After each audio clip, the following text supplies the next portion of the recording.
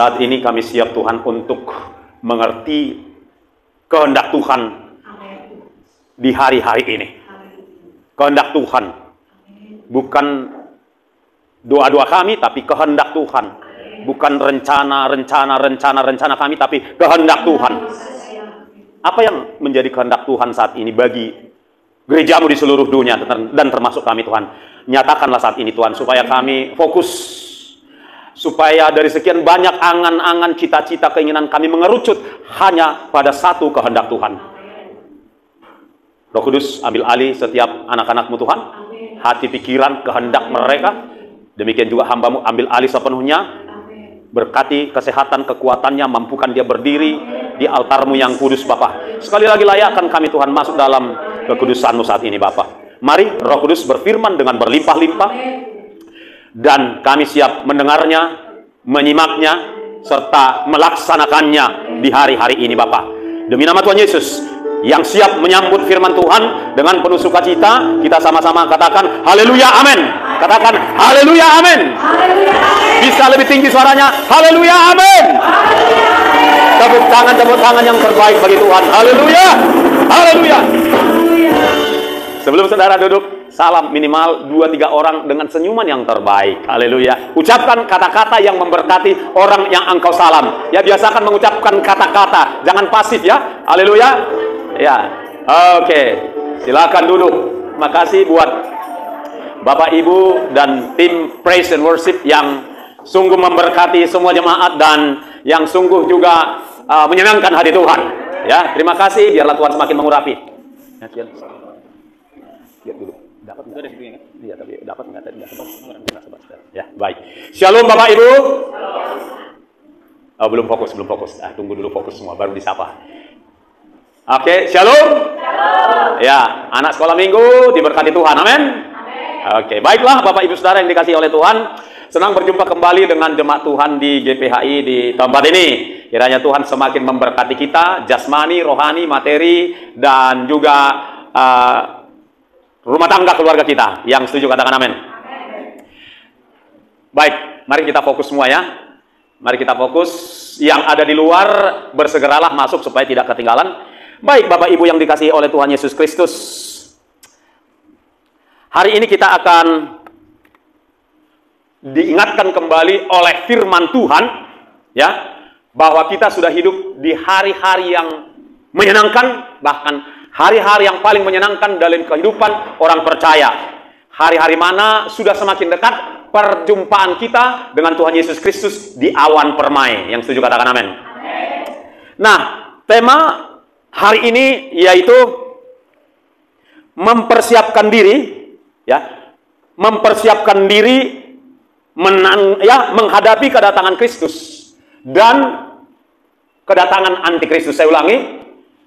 Mempersiapkan diri menghadapi kedatangan Kristus dan antikristus. Kedatangan Kristus yang dimaksud yaitu pengangkatan. Ya, ini jelas dulu kita pilah antara kedatangan kali kedua di bumi dengan pengangkatan. Di mana hal ini seringkali rancu atau tercampur aduk. Jadi kedatangan Yesus Kristus kembali ke bumi dibagi 2 tahap. Tahap pertama adalah kedatangannya di awan permai, itulah pengangkatan gereja.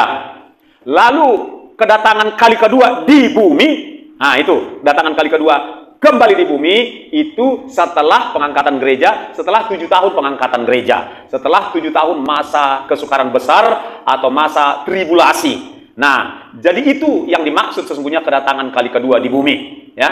Nah, dan ada perbedaannya saudara-saudara supaya kita mengerti. Izinkan saya menjelaskan perbedaannya dulu. Kalau pengangkatan itu tiba-tiba, ya kan? Nah, itu tiba-tiba. Sedangkan kedatangan kali kedua nanti setelah 7 tahun itu semua mata memandang, kan gitu. Jadi langsung 2 perbedaannya yang jelas, ya. Sedangkan persamaannya banyak, kemiripannya. Nah, kemiripan itulah yang membuat orang jadi rancu. Nah, kemiripan yang pertama di pengangkatan ada sangkakala berbunyi juga dan Tuhan Yesus turun, kan begitu. Nah, turun tapi dia sampai di awan-awan, kan begitu. Di kedatangan kali kedua nanti ya itu juga sangkakala malaikat berbunyi. Nah, jadi mirip dia saudara-saudara. Namun bedanya kalau di pengangkatan di pengangkatan itu tubuh kita, kebangkitan orang yang mati dalam Kristus, serta merta berubahnya tubuh kita yang masih hidup ya, berubah tubuh kita diubah dalam sekejap mata, ya kan? Di situ malaikat tidak perlu mengangkat kita berjumpa dengan Yesus. Ya, malaikat itu menyertai Yesus di awan, kan begitu. Nah, sedangkan di kedatangan kali kedua ada juga pengangkatan orang-orang pilihannya, tetapi orang-orang yang tertinggal, dan mereka bedanya itu tubuh jasmaninya masih ada. Siapa mereka? Mereka adalah orang-orang pilihan Tuhan. Ingat bahwa orang pilihan itu ada dua. Orang seringkali lupa, bangsa pilihan pertama itu adalah Israel, kan begitu. Nah, bangsa pilihan kedua, orang-orang pilihan kedua adalah gereja, kan begitu. Nah, bangsa Israel inilah yang tertinggal di bumi, kan begitu saudara-saudara. Itu yang tertinggal di berbagai tempat di muka bumi ini, yang dijemput oleh malaikat. Itu di dalam Matius 24 ayat 31 itu. Jelas. Mereka diangkat, lebih tepat dijemput oleh malaikat dalam tubuh alamiah. Begitu saudara-saudara. Ya, mereka dijemput untuk apa? Untuk kemudian disembunyikan di dalam satu tempat. Ini dia. Jadi yang disembunyikan itu adalah bangsa Israel. Di dalam Matius 24 ayat 21 dikatakan saudara-saudara bahwa orang-orang yang di Judea itu melarikan diri ke gunung ketika 3,5 tahun Antikristus telah memperkenalkan dirinya sebagai Mesias, sebagai pembawa damai, kan begitu. Namun tiba-tiba dia berdiri di bait Allah yang sedang dipersiapkan sekarang, itu 3,5 tahun itu, dia menghentikan semua persembahan dari bangsa Israel, dan dialah yang ingin disembah. Stop nyembah Allahmu, sembahlah aku, kan begitu. Nah, ketika Antikristus sudah berdiri di bait Allah, maka Tuhan Yesus sudah ingatkan yang tinggal di Yudea atau yang tinggal di tanah Israel yang sekarang ini melarikan diri ke gunung, kan begitu. Ini melarikan diri ke gunung, Bapak Ibu. Lalu yang orang-orang Israel yang tertinggal itu dijemput oleh malaikat untuk diapakan? Untuk diselamatkan, dan begitu. Jadi itu yang membuat rancu. Nah, penjelasan ini pun tidak serta-merta membuat saudara clear. Harus satu-satu dipilah-pilah supaya clear. Namun, paling tidak, saudara sudah mendapat kebenarannya, gambarannya bahwa berbeda pengangkatan dengan kedatangan Yesus kali kedua. Nah, menjelang kedatangan Yesus kali kedua, gereja harus mempersiapkan diri. Ya kan? Harus mempersiapkan diri baik-baik. Ya, gereja pada waktu mempersiapkan diri juga harus melihat tanda-tanda dan segala persiapan dari pihak Antikristus, kan begitu. Sampai sekarang pihak Antikristus sudah sedang mempersiapkan diri. Barangkali persiapan mereka sudah hampir rampung. Kalau mereka berani melaunching 2030 akan mengambil alih seluruh dunia ini menjadi satu sistem keuangan, satu sistem komunikasi, satu sistem kesehatan, satu sistem agama, satu sistem pemerintahan 2030, itu artinya mereka sudah hampir rampung mempersiapkan diri, dan begitu. Nah, kalau mereka persiapan dari Antikristus apa?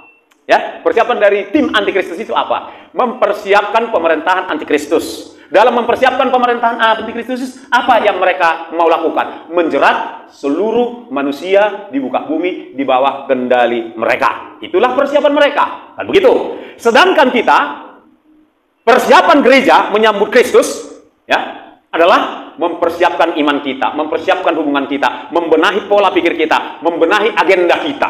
Ya, mulai benar-benar memprioritaskan agendanya Tuhan. Kalau selama ini kita katakan genapilah segala rencanamu, Tuhan Yesus nggak banyak rencana, hanya satu kok. Lagu itu memang perlu dikoreksi secara teologis ya, mengatakan biarlah segala rencanamu. Segala itu kan jamak, saudara-saudara. Itu jamak itu. Sedangkan rencana Yesus bagi gerejanya satu, tunggal, yaitu pengangkatan, masuk surga, kekal, hidup kekal selama-lamanya. Yang mengerti katakan amin. Itu. Jadi kadang kita gini, kita buatlah program kita kan, A, B, C segala macam. Kita serahkan ke Tuhan kan. Nah, setelah itu kan jamak tuh rencana yang proposal kita kepada Tuhan itu kan jamak, ya, lebih dari satu. Dan gitu saudara. Lalu kita pikir itulah nanti akan disortir Tuhan Yesus 23 dari rencana kita. Rencana kita itu menjadi rencana Tuhan. Kebalik. Kan kita yang buat rencana ABC. Kan kita yang buat rencana akan membeli kebun sawit 1000 hektar lagi, ya kan? Kan kita yang rencana mau membangun rumah kos-kosan 50 kamar lagi, dan begitu kan? Ya kan, benar nggak? Kan kita itu kan rencana kita, yang kita ya ibaratnya kita buat satu proposal, kita letakkan di mejanya Tuhan Yesus dan kita doakan supaya itu menjadi rencana Tuhan. Enggak begitu. Nggak begitu, itu rencanaku. Itu rencanaku, rencanamu, rencana Tuhan hanya satu. Engkau masuk surga. Jelas ya? Masa pengangkatan, ya, engkau ikut terangkat. Kan begitu. Kalau engkau mati sebelum pengangkatan, kau mati dalam Kristus. Masuk surga pasti, kan begitu. Ikut di kebangkitan pertama. Itu rencana Tuhan, simpel kok. Bagi yang mati, ya, dari sejak abad pertama, sampai nanti di tahun-tahun ini, bagi yang mati dalam Kristus, yaitu jelas, itulah satu-satunya rencana Tuhan. Ikut dia di pengangkatan pertama. Kebangkitan pertama. Itu jelas, cuman itu kok rencana Tuhan, gak ada yang lain. Lalu bagi yang hidup pas kebangkitan itu, satu juga rencananya. Ikut diubahkan, terangkat, berjumpa di awan permai, Yesus bawa kita ke rumah Bapaknya, pernikahan anak domba Allah, 7 tahun di sana, 7 tahun di bumi, sengsara, ya kan, masa sengsara, masa penyiksaan antikristus, masa pencurahan murka Allah secara totalitas di alam semesta. Itu dia. Murka Allah itu akan tercurah, ya, cawan murka Allah itu akan tumpah maksimal dan dengan hebatnya setelah dimulai dari 3,5 tahun kedua. Nah, digenapilah Wahyu 16, ya kan, di mana pulau-pulau goncang, ya kan, langit goncang, semua goncang. Jadi langit itu bagaikan apa? Digulung, sebagai kitab yang digulung begitu. Bayangkanlah Bima Sakti itu digulung begitu rupa. Berontokanlah itu planet-planet berjatuhan ke bumi itu di 3,5 tahun kedua. Dan gitu, saudara-saudara. Nah, sementara kita di sana menikmati menikmati peluk-pelukan dengan Tuhan Yesus, menikmati upah, ya, reward. Kita nikmati di 7 tahun itu. Menjelang usainya 7 tahun itu, kita turun ke bumi bersama dengan Tuhan Yesus. Itu jelas di Zakaria 14. Turun ke bumi, Yesus menginjakkan kaki di Bukit Zaitun, sama seperti ketika dia naik, kan begitu? Dia kan naik dari Bukit Zaitun, dia pun turun di Bukit Zaitun juga bersama dengan saudara dan saya. Dimulailah kerajaan 1000 tahun. Setelah dimulai kerajaan 1000 tahun berjalan, di penghujungnya itu adalah iblis dilepaskan lagi untuk sesaat mencobai mereka yang masih bertubuh jasmani, di mana dalam tubuh jasmaninya itu masih ada kekuatan dosa, daya tarik dosa masih ada dalam tubuh mereka. Karena yang masuk ke kerajaan 1000 tahun itu ada 2 jenis tubuh. Satu tubuh yang sudah diubahkan, yaitu tubuh saudara dan saya, katakan amin. Kemudian tubuh orang-orang Israel plus orang-orang Kristen yang sanggup mempertahankan imannya di masa 7 tahun kesukaran itu. Mungkin adalah satu dari 100.000 orang gitulah kira-kira. Karena berat lah. Siapa yang sanggup juga, kan begitu. Tapi kalau orang Israel jelas memang mereka terhindar dari 3,5 tahun bencana alam semesta itu, terhindar karena mereka disembunyikan di satu tempat. Ah, begitu. Lalu selesai disembunyikan itu, mereka ikut masuk dalam kerajaan 1000 tahun. Dan Yesus bersama dengan saudara dan saya memerintah selama 1000 tahun. Yang kita perintah adalah bangsa Israel. Ada ayatnya, ya kan begitu. Nah, barulah kerajaan 1000 tahun itu selesai. Barulah setelah iblis dikeluarkan lagi dan mencobai orang-orang yang hidup dalam kerajaan 1000 tahun. Itu selesai, ada peperangan. Itulah peperangan yang paling terakhir. Itu selesai, maka turunlah Yerusalem baru. Muncullah bumi yang baru, langit yang baru. Masuklah kita ke situ untuk kekal selama-lama tanpa batas. Clear perjalanan kita. Kan seperti itu, saudara-saudara. Nah, sekarang kita masih hidup dalam godaan 2 hal. Godaan yang pertama adalah keinginan hidup, menikmati kesenangan dunia. Enggak semua juga kesenangan dunia itu dosa, kan begitu. Jadi kita tidak judge semua kesenangan dunia itu dosa. Yang dosa adalah ketika kesenangan dunia itu menjauhkan kita dari Tuhan. Jadi kesenangan dunia dalam arti kata punya harta, ya kan, punya uang banyak, diberi jabatan, enggak dosa lah. Itu bukan dosa. Yang bisa dosa adalah salah menggunakan harta dan tahta, itu yang dosa, saudara-saudara. Nah, itulah godaan yang pertama. Sedangkan godaan yang kedua saat ini adalah kesulitan kehidupan. Kesulitan kehidupan bisa membuat orang jauh dari Tuhan. Jadi itu, karena 2 ini yang dipikirkan manusia sekarang. Manusia di bumi terbagi 2. Satu memikirkan kesenangan dunia dan ingin hidup 100 tahun lagi di muka bumi ini, gitu, saudara-saudara. Sedangkan yang kedua, saudara-saudara, juga digoda oleh kesulitan keadaannya. Dia bukan bercita-cita hidup 100 tahun lagi. Dia bagaimana supaya dia bisa hidup dari sehari ke sehari. Nah, itu godaan juga. Dan begitu ya. Nah, sekarang yuk kita lihat firman Tuhan untuk menuntun kita menghadapi situasi itu. Kita buka dari Lukas 21 ayat 34, 35, 36 ya. Semua fokus ya. Semua fokus Lukas 21 ayat 34, 35, 36 ya. Pastikan saudara buka Alkitab. Pastikan saudara tidak sedang membaca WhatsApp. tidak sedang membuka TikTok, ya. Emang enaknya ada CCTV di atas supaya ketahuan siapa yang buka TikTok saat ibadah. Sudah semua? Amin. Ayo, yang semangat. Sudah semua? Oke. Saudara baca ayat yang ke-34, saya baca ayat 35, nanti kita baca sama-sama ayat yang ke-36. Saudara baca dengan lantang ayat 34. 1, 2, 3.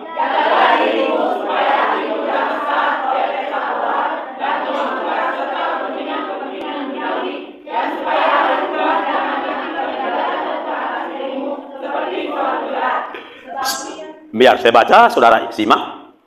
Sebab ia akan menimpa penduduk, semua penduduk bumi ini. Ayat 36 sama-sama. Berjaga-jagalah senantiasa sambil berdoa, supaya kamu beroleh kekuatan untuk luput dari semua yang akan terjadi itu, dan supaya kamu tahan berdiri di hadapan anak manusia.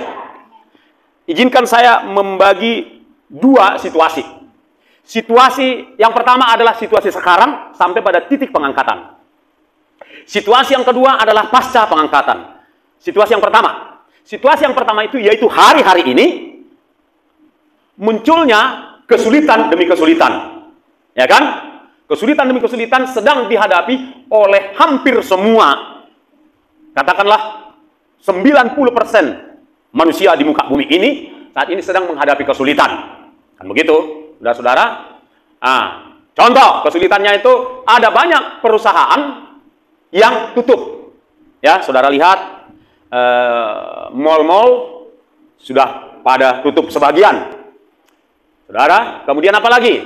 Ya, kalau saudara cari saja nama-nama perusahaan besar yang tadinya besar sekarang sudah pada tutup.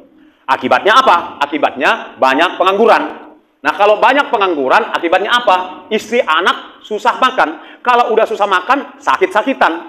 Ya, sebagian akan menjadi penjahat, tapi sebagian lagi hanya menahankan penderitaan. Kan begitu, diam-diam menahankan penderitaan. Itulah yang sedang terjadi hari-hari ini, Bapak Ibu Saudara. Kesulitan itu juga disebabkan oleh para pemerintah yang fasik. Para pemerintah yang tidak takut Tuhan, ya, para penguasa yang menipu rakyatnya, yang memperdaya rakyatnya, saudara-saudara, tidak benar-benar membangun rakyatnya, menolong rakyatnya. Itulah juga penyebab daripada kesukaran yang dihadapi oleh umat manusia hari-hari ini. Sebutlah apa yang terjadi pada tanggal 25-26, ya seminggu kurang lebih di Indonesia. Terjadi kerusuhan, terjadi perampasan aset kekayaan anggota dewan secara langsung oleh rakyat. Terjadi pembakaran sejumlah gedung-gedung apapun itu, termasuk gedung DPR. Ya, tentu saja di tengah kekisruhan seperti itu ada orang-orang jahat yang memanfaatkan dengan tujuan menjatuhkan pemerintah yang ada. Ya salah, ya, orang namanya lingkaran setan, kan begitu, saudara-saudara. Kemudian kita lihat juga 2 minggu setelah itu terjadi kerusuhan yang lebih parah di Nepal, begitu. Itu menimbulkan kesulitan, kan?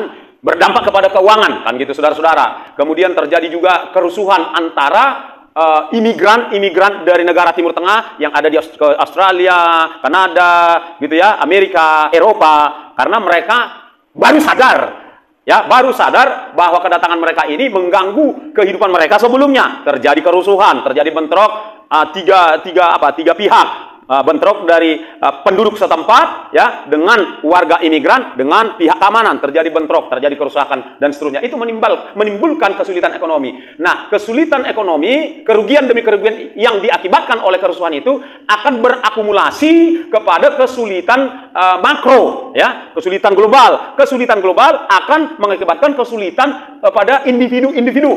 Dan begitu, saudara-saudara, pemerintah akan menyedot pajak dari rakyat yang susah demi ada APBN negara tersebut. Padahal negara tersebut meminjam uang baik dari WHO, bukan dari World Bank, ya kan, dari World Bank minjam uang dari sana, uang pinjaman itu digunakan betul atau tidak, kan begitu. Sementara demi menutupi kecukupan APBN, pajak ditagih dari rakyat. Orang yang punya sepeda motor nggak bayar pajak, itu akan dikejar. Mereka nggak mau tahu orang ini beli sepeda motor pun kredit, kan gitu, saudara-saudara. Jadi makin nyata pekerjaan iblis itu melalui manusia, makin nyata, dan itu mengakibatkan. Karena memang dia datang hanya untuk mencuri, membunuh, dan membinasakan manusia. Itulah tujuan kedatangan iblis? Dia akan menunggangi orang-orang jahat di dunia ini, pemerintahan yang jahat, untuk melakukan kerusakan. Begitu, saudara-saudara. Jadi ini semua kesulitan berakibat kepada kesulitan keuangan kita juga, saudara-saudara. Nanti akan muncul kesulitan pangan, krisis pangan akan terjadi. Nah, mereka juga sedang mengkondisikan kesulitan pangan ini dengan cara apa? Dengan cara merusak tanaman. Melalui apa? Cuaca yang tidak menentu. Mereka bisa rekayasa cuaca dengan teknologi HAARP. HAARP. Saudara googling, tanya ya. Tanya di apa? Di Google. Kalau nggak di Google, di YouTube. Kalau nggak di YouTube, di AI. Bisa dijelaskan itu. Apa itu teknologi HAARP itu? Ya kan begitu, saudara-saudara. Jadi mereka akan berusaha tahap demi tahap, saudara-saudara, membuat hasil tumbuhan di muka bumi ini makin minim, sehingga makanan mereka yang mereka sudah produk yang namanya fast food itulah yang akan diekspor ke berbagai negara. Dan nanti tidak menutup kemungkinan kapal atau kargo yang membawa ekspor itu ke negara ini misalnya dibuat gelombang besar di laut sana sehingga kapal itu terbalik dan negara yang mengimpor itu rakyatnya jadi kelaparan. Jadi algoritma mereka itu kita sudah bisa baca. Algoritma atau skenario untuk membuat kesulitan itu kita sudah bisa baca kok dari sekarang. Itu faktanya, Faktanya dulu kita lihat, nanti kita masuk kepada iman. Itulah kesulitan demi kesulitan yang terjadi sekarang, Bapak Ibu Saudara. Ya, sementara di saat sekarang ini mereka sedang persiapkan uang digital, satu jenis uang. Apakah itu kripto, kan begitu ya? Apa itu Bitcoin, seperti itu. Mereka ciptakan, lucunya saudara-saudara, kripto itu hanya mereka produksi 21 juta keping digital itu. Lalu orang disuruh beli, ya kan? Disuruh ikut memiliki itu, kan nggak make sense. Jadi saudara supaya makin cerdas bahwa mereka sedang persiapkan kesulitan itu di muka bumi ini. Demikian juga apakah itu Bitcoin, apakah itu kripto segala macam, jumlahnya terbatas. Nah ini kelak yang akan menggantikan menggeser uang kertas. Dan begitu, uang kertas sudah nggak ada, orang hanya bisa melakukan transaksi melalui digital money, uang digital tersebut. Kesulitan akan terjadi. Ujung-ujungnya orang rebut itu, baik kripto ataupun Bitcoin itu, yaitu uang digital itu, ada dalam bentuk rupiah, ada dalam bentuk dalam dolar, tapi tetap namanya uang digital, gitu saudara. Orang yang nggak memiliki tanda di dalam tubuh, jadi identitas itu nanti akan dipindahkan ke handphone. Ya, identitas digital itu akan dialihkan ke handphone. Sekarang masih yang kita pakai sekarang masih identitas elektronik. Yang di KTP kita ini kan ada elektronik, akan pindah nanti ke handphone. Dari handphone mereka udah ciptakan rancang bahwa handphone itu kelak akan mengalami kelemahan, dihack lah segala macam. Jadi yang paling aman adalah di dalam tubuh. Jadi orang yang nggak ngerti firman Tuhan, yang nggak ngerti Alkitab akan ikut saja, kan begitu. Bahkan orang Kristen yang ngerti firman Tuhan pun bakal banyak juga berada pada persimpangan. Terima nggak ya? Terima nggak ya? Kalau dia yang ngerti bahwa kalaupun itu diterimanya, kalaupun uangmu yang ada di bank itu bisa kau pakai, engkau bisa lupa bahwa itu tinggal. Hasilnya kan satu, tinggal. Kita miliki sementara, tinggal. Kita tinggalkan pun tinggal juga sama dengannya. Ya kan gitu. Diterima pun tanda itu, tinggal juga itu barang. Ya kan? Sementara saja bisa dinikmati itu. Tetapi kalau itu dinikmatinya, di bawah kendali antikristus, saudara-saudara, neraka. Ada tawar-menawar, kan begitu. Kalau itu dilepaskannya, sengsara sementara, surga. Jadi tinggal pilih, ya kan? Tinggal pilih nikmat sementara, neraka, atau sengsara sementara, surga. Pilihan ada di tangan saudara. Ngeri, ya. Saya tidak, jadi begini, beruntunglah orang yang sudah mati. Kemarin atau minggu lalu atau bulan lalu nggak diperhadapkan dengan ujian itu. Iya, saya tidak mendorong saudara supaya berdoa supaya mati nanti malam, enggak. Tapi saya cuma mengatakan fakta. Mereka beruntung, mereka tinggal diangkat gitu loh. Orang yang mati dalam Kristus itu beruntung. Kenapa beruntung? Nggak diperhadapkan dengan pilihan terpaksa menerima tanda binatang dalam tubuh. Jadi ketika saya sadari ini istri saya sudah dipanggil, ya sudahlah, aman dia. Tinggal aku yang berjuang ini. Aku berjuang untuk imanku dan aku juga harus mendorong, menguatkan sebanyak mungkin orang Kristen untuk kuat, kan begitu. Itulah tugasku sekarang. Kuat. Bagaimana supaya yang ngerti tadi gampang kan? Nikmat sementara, terima itu barang, ya. Uang kita nggak hilang di bank karena kita terima tanda digital dalam tubuh, kita nikmati dia, ya kan? Nah, sementara kan kita nikmati, tapi sengsara selamanya. Nah, kebalikannya sengsara sementara itu gini. Kenapa saya katakan sementara? Karena kalau Itu seandai kata itu dipaksakan sebelum pengangkatan, it means itu berarti pengangkatan udah deket gitu loh. Unless, kecuali saudara masuk, saudara tertinggal tidak ikut pengangkatan, maka harus berjuang 7 tahun. Memang berat juga. Berat, terpaksa diterimanya lah tanda tanda digital dalam tubuh itu. Nah, jadi supaya nggak masuk ke sana, supaya nggak tertinggal, yuk kita belajar sungguh-sungguh. Itulah pesan daripada firman Tuhan ini. Ya. Saya ulangi lagi loh, saya ulangi supaya ini nancap di hati kita, supaya kita mulai sekarang mensortir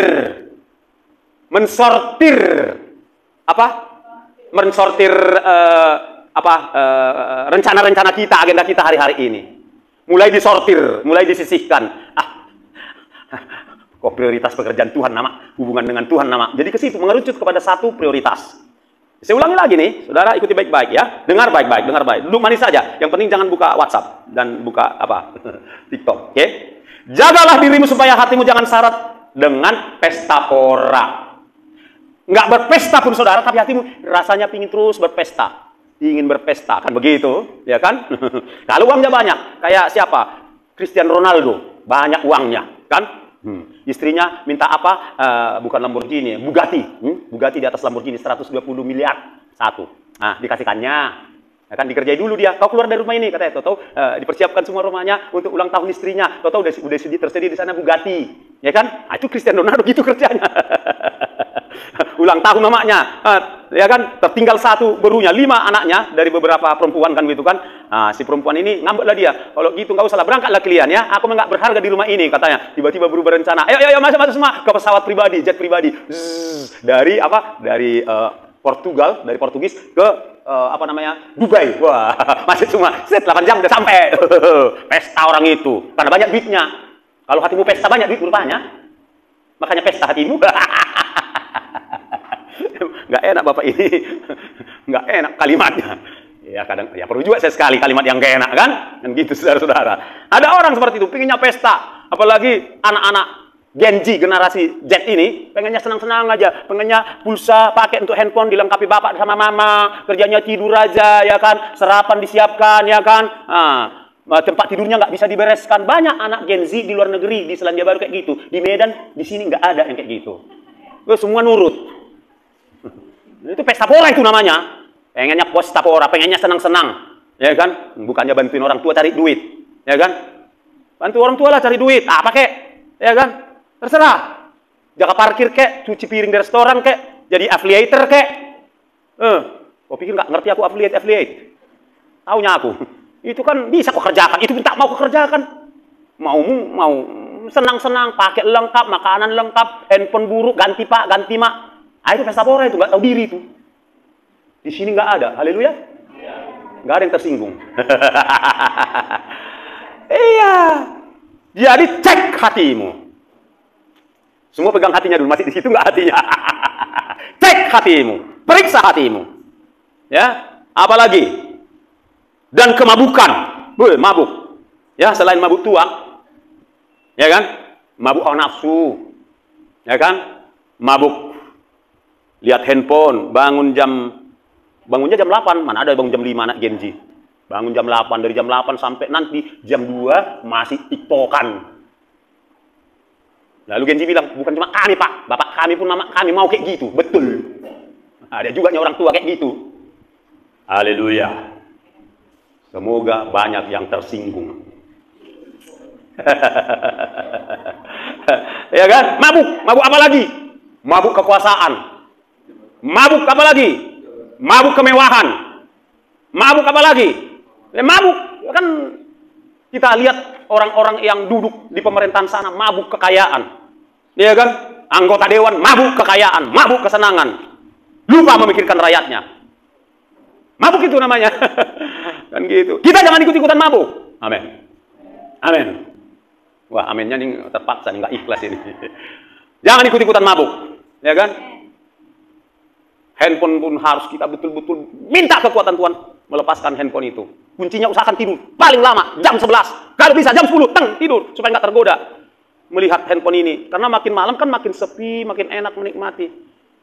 Banyak yang aneh-aneh di handphone kan begitu saudara-saudara. Tapi biarlah kita yang mengenal Tuhan Berjaga-jaga, jangan ikut-ikutan mabuk. Ya, banyak orang mabuk. Mabuk sepatu baru, ya kan? Mabuk koleksi tas. Kan kalau ibu-ibu sosialita kan gitu. Mabuknya koleksi tas. Udah ada 23 macam tasnya di lemarinya, masih dikoleksi lagi. Ya kan? Yang merek Louis Vuitton lah, Hermes lah, apalagi Gucci lah, ya kan? Mesti semua merek ada sama dia. Entah itu KW nomor 1 yang harganya 28 juta, tak apalah. Atau KW nomor 5 harganya 3 juta, tak apalah, yang penting ada koleksi. Mabuk. Tahu saudara orang mabuk? Orang mabuk itu jalannya teleng begini. Jangan ikut-ikutan mabuk lagi, amin. Nggak usah mabuk beli kebun kelapa sawit lagi, puluhan hektar lagi. Udah yang ada aja kelola, ya. Nggak usah bikin rumah lagi, mengoleksi rumah. Yang ada aja kelola. Simpan uang belikan ke Mas. Mana tahu pas kita masih masa kesukaran itu, Mas bisa ditukarkan, walaupun kita nggak pakai uang digital. Harus cerdas kita sekarang, Bapak Ibu Saudara. Ya, jangan ikut-ikutan mabuk. Udah kita lihat orang-orang mabuk itu, masalah. Ya kan? Seorang anggota dewan mabuk. Maaf kata, mabuk biologis. Laki-laki pun ada pasangannya, istrinya pasangannya, istri orang pasangannya, semua sama dia. Itulah zaman ini, dimana kita harus gini loh, kita harus benar-benar minta kekuatan dari Tuhan. Kita pun nggak kuat ini, satu orang pun kita nggak kuat kalau kita renggang dari Tuhan. Kita harus benar-benar dekat saat ini. Jangan dekat, kalau bisa jangan dekat, melekat kepada Tuhan. Haleluya. Ya. Jagalah dirimu supaya hatimu jangan syarat itu penuh oleh pesta pora dan kemabukan. Ya, termasuk mabuk pujian juga. Ya kan? Ada banyak orang mabuk pujian, kalau nggak dipuji pelayanannya bad dia. You know bad bete, bad temper. Ya, bad mood. Nggak usah. Kalau nggak dipuji pelayanan saudara, udah ada Tuhan yang memuji. Amin. Santai aja, happy aja. Haleluya, maju terus. Kalau nggak dipuji pemberian pengorbananmu di gereja, udah ada Tuhan yang akan melipat gandakannya. Katakan amin. Gitu. Jadi asik kita asik-asik aja tuh. Puji, terima kasih, puji Tuhan. Nggak dipuji, tidak puji Tuhan. Mabuk. Serta kepentingan-kepentingan duniawi tadi. Saya sudah sebutkan kepentingan-kepentingan duniawi. Ya. Orang Batak bagus. Saya katakan mereka yang punya faham Hamoraun, Hagabiun, Hasangapon, ya kan? Itu bagus. Itu bagus dari satu sisi. Ya. Pencapaian Hamoraun, Hagabiun, Hasangapon itu bagus. Asal diimbangi oleh H yang keempat, Haporseaon. Apa? Iman. Iman itu dari mana? Dari firman. Harus diimbangi dengan firman. It's okay. Ya, kepentingan duniawi dan pastikan itu mempermuliakan nama Tuhan. Persoalannya orang yang meletakkan Hagabeon, Hamoraun, Hasangapon kalau diurutkan menurut Matius 6 ayat 33, tarilah dahulu Hamoraun, Hagabeon, Hasangapon. Banyak orang masalahnya seperti itu. Yang dicari terlebih dahulu adalah Hagabeon, Hasangapon, Hamoraun. Jadi artinya tidak ada jaminan kalau orang mengutamakan itu dekat kepada Tuhan hanya demi mengejar Hagabeon, Hamoraun, Hasangapon. Hagabeon, Hamoraun, Hasangapon menurut Matius 6 ayat 33 harus menjadi bonus. Matius 6:33 berkata apa?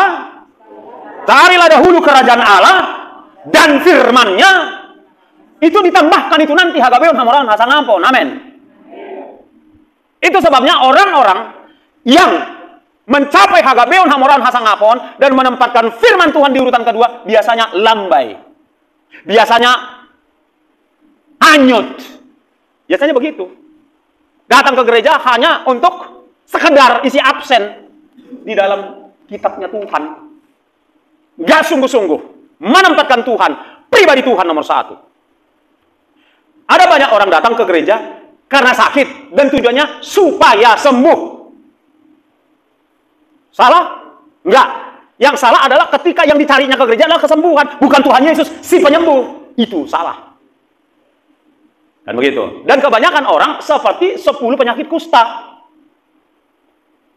Kalau udah sembuh, lupa Tuhan. Mayoritas itu nggak asal-asal Tuhan taruhkan di dalam kitab sucinya, contoh dari penyakit kusta yang 10 orang itu, cuma 2 yang kembali toh. 1 ya, maaf. Hanya 1 yang kembali. Jadi, Bapak tadi bilang, Hagabeon Hamoraon nggak dosa. Kalau itu bonus. Kalau itu sesuatu yang ditambahkan. Kalau itu yang ditempatkan di urutan pertama, berpotensi melahirkan dosa. Saudaraku, ya. Itulah kepentingan duniawi. Itu sebabnya, saudara dan saya yang ada di tempat ini, yuk kita utamakan haporsiaon. Amin. Hagabeon Hamoraon, kalau Tuhan mau tambahkan, tambahkanlah Tuhan. Saudara yang sampai saat ini belum sembuh penyakitnya, jangan kecewa sama Tuhan. Yang penting engkau masuk surga. Gak ada yang bilang amin kan? Atau kita balik aja deh. Ya, saudara yang nonton video ini sembuh, lalu kau lupa Tuhan. Kalau kau lupa Tuhan berarti tertinggal, nggak ikut terangkat, dan engkau menghadapi masa sengsara. Mau? Kan begitu, saudara-saudara. Jadi, kalaupun ya kita pinginnya sih disembuhkan Tuhan lah, kita maunya sih sehat-sehat lah. Tetapi andai kata, kan begitu saudaraku, tidak sembuh penyakitmu. Andai kata ada doamu, pergumulanmu belum terjawab, tiba-tiba pengangkatan. Kan begitu saudara-saudara. Kalau hatimu yang kau kejar adalah Tuhannya, ya, seperti di dalam Amsal atau Mazmur mengatakan bahwa tiada yang kuingini di bumi dan di surga selain Engkau Tuhan. Kita harus berani seperti itu. Ya, kita harus berani seperti itu. Supaya kalau satu tadi penyakit nggak disembuhkan, pergumulan kita nggak terjawab, tapi hati kita melekat dengan Tuhan, kita pasti terangkat. Saudara yang punya banyak harta sekarang, beda perjuanganmu dengan perjuangan saya. Kalau saya nggak berat meninggalkan dunia ini, karena nggak banyak hartaku. Dari sisi itu aku bersyukur. Di poin itu aku bersyukur. Andai kata nggak usah banyak deh, ada uangku 1 miliar. Terus dipaksakan menerima tanda binatang itu dalam tubuh. Oleng juga, mak sayang kali 1 miliar bah. Karena aku udah nikmati dengan uang tabunganku 1 miliar, tiap hari aku bisa tinggal pesan makanan enak. Aku tinggal aku beli mobil ya kan, segala rumahku baru, gitulah kira-kira kan, bagus, ku nikmati fasilitas mobil, fasilitas rumah, makanan enak, pakaian bagus, barang-barang berharga, udah ku nikmati surga dalam tanda kutip di dunia ini. Berat nggak meninggalkan? Berat. Makanya kalau kayak saya, bersyukurlah tidak ada. Ya kalaupun ku jual warisanku yang di kampung, bisa sih 1 miliar lebih, tapi belum ku jual sampai sekarang. Jadi gini, Bapak Ibu, yuk kita cek hati kita. Cek hatimu. Kalaulah katakan nanti malam pengangkatan, nggak usah dijawab. Saya tidak berhak mendengar jawaban saudara. Hanya Tuhan yang berhak mendengar jawabanmu. Kalaulah nanti malam pengangkatan, tinggallah rumahmu, tinggallah mobilmu, tinggallah depositomu. Sudah siap belum? Udah rela belum? Udah rela atau enggak? Itu ujian untuk hatimu, Bapak Ibu Saudara. Jadi, engkau sedang menguji hatimu sendiri. Amin? Kau menguji hatimu. Siap enggak? Tapi saya mendorong saudara siap. Kenapa? Dengan fakta bahwa pasca pengangkatan itu akan terjadi kerusuhan. Itulah bagian kedua dari tadi kan. Pertama, sebelum pengangkatan. Setelah pengangkatan, kita masuk ke situ, akan terjadi kerusuhan, akan terjadi perampokan, akan terjadi perampasan di mana-mana. Engkau yang punya suamimu terangkat, contoh, misal, terus perampok datang ke rumahmu, panik, atau sebaliknya, panik, atau anak-anak muda yang main-main dengan hidupnya, orang tuanya dua orang tua yang terangkat, kamu tertinggal, ada perampok, ada perkosaan, akan terjadi. Karena apa? Sederhana, sudah tidak ada Roh Kudus di bumi. Ketika tidak ada Roh Kudus di bumi, dan ketika tidak ada lagi si garam dan si terang itu, yaitu saudara dan saya, bumi ini kacau, nggak karu-karuan. Setan, keluar semua dari sarangnya. Ngeri, Pak. Ngeri lah. Ngeri. Selain bencana alam mulai menjadi-jadi, ya kan? Kejahatan di mana-mana, perampokan di mana-mana, selain kekacauan karena lalu lintas banyak tabrakan, ya. Karena ada orang-orang Kristen sedang mengendarai mobil, terangkat, terjadi tabrakan. Ngeri. Nah, dengan fakta ini, saya mendorong saudara untuk tetap siap meninggalkan itu semua.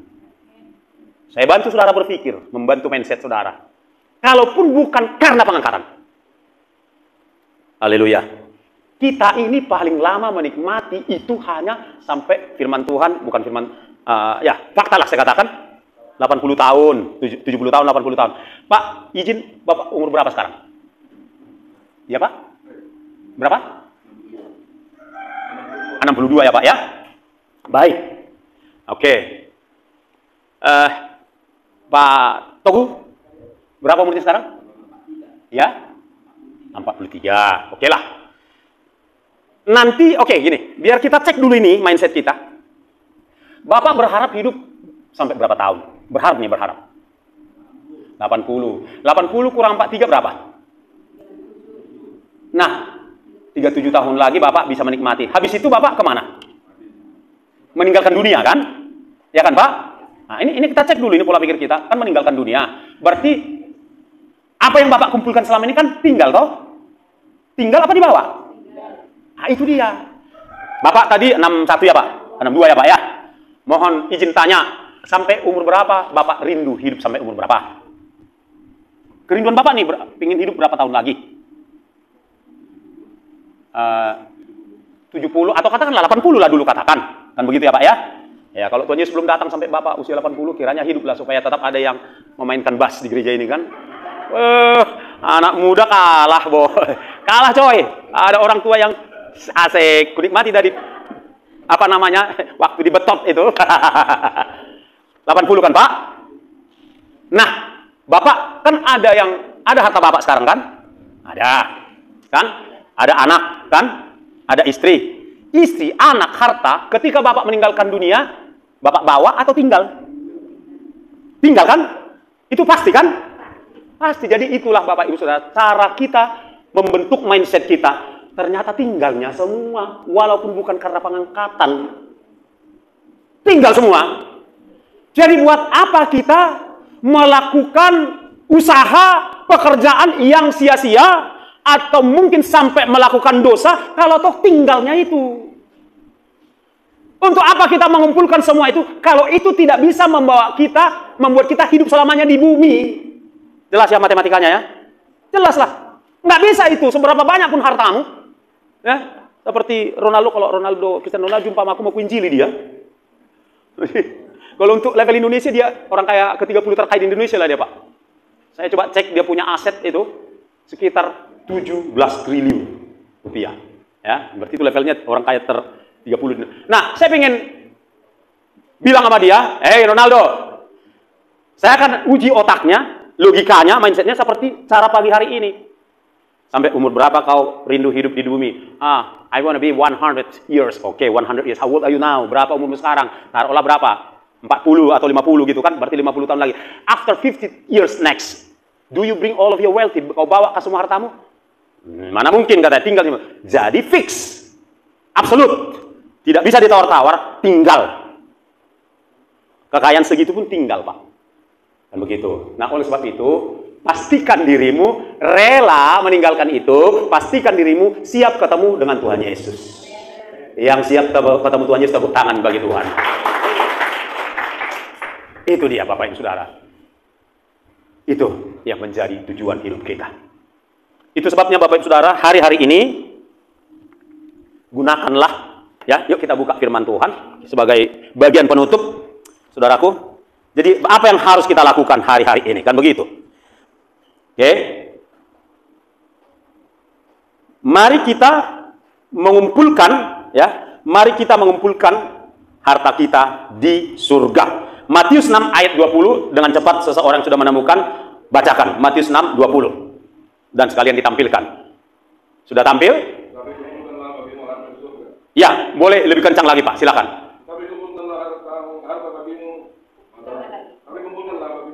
Amin, ya. Dan marilah mulai hari ini kita mengumpulkan harta kita di surga. Marilah kita mulai hari ini investasi hidup kita plus include satu paket dengan harta kita. Gak ada yang bilang amin.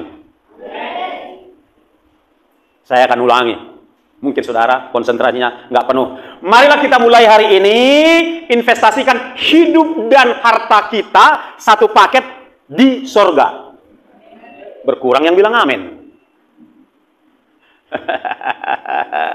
Udah kayak orang muda yang kaya itu kan. Apa yang harus kulakukan supaya aku hidup selamat, supaya aku sempurna? Jual hartamu, katanya. Cabut dia, ditinggalkannya Tuhan.